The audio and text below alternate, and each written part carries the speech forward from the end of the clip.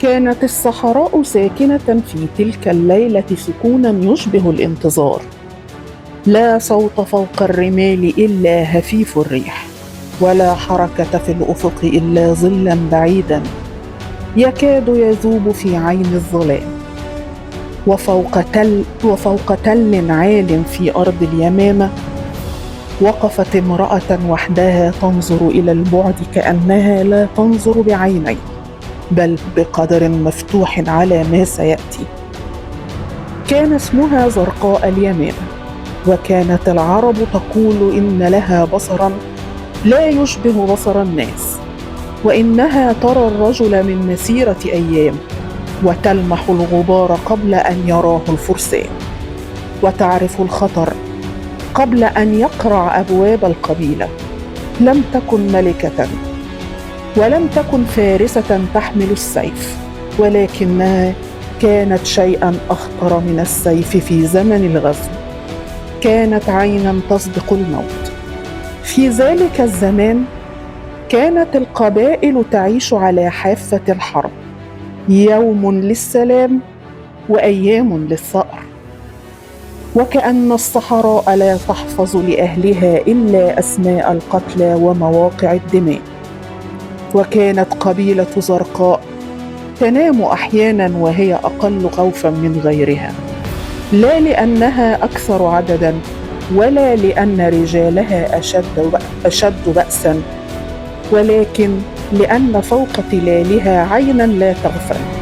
كانت زرقاء إذا رأت غبارا بعيدا صاحت في قومها، وإذا لمحت خيولا قادمة أيقظت الحي كله.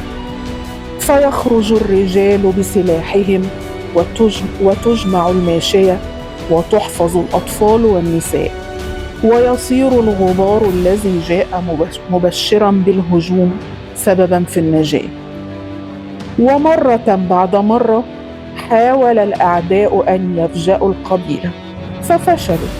كلما اقتربوا كانت زرقاء قد رأتهم، وكلما دبروا ليلا انكشف أمرهم نهارا، وعرفوا أخيرا أنهم لا يحاربون القبيلة وحدها، بل يحاربون العين التي تقف فوق التل. فقالوا لن نغلبهم ما دامت زرقاء ترى.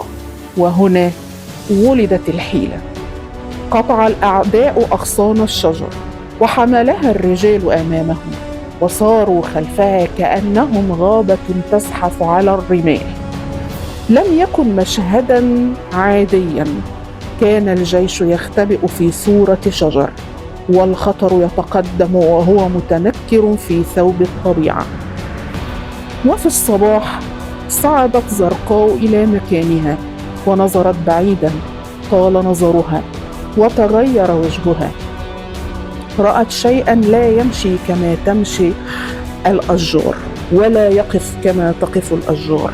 رأت الشجر يتحرك، فصاحت في قومها إني أرى الشجر يمشي. ضحك بعضهم وقال آخرون أتمشي الأشجار يا زرقاء؟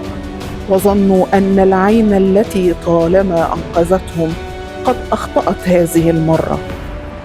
قالوا إنها أوهام البعد، وإن الضوء قد خدعها، وإن ما تراه ليس إلا سرابا، ولكنها لم تتراجع.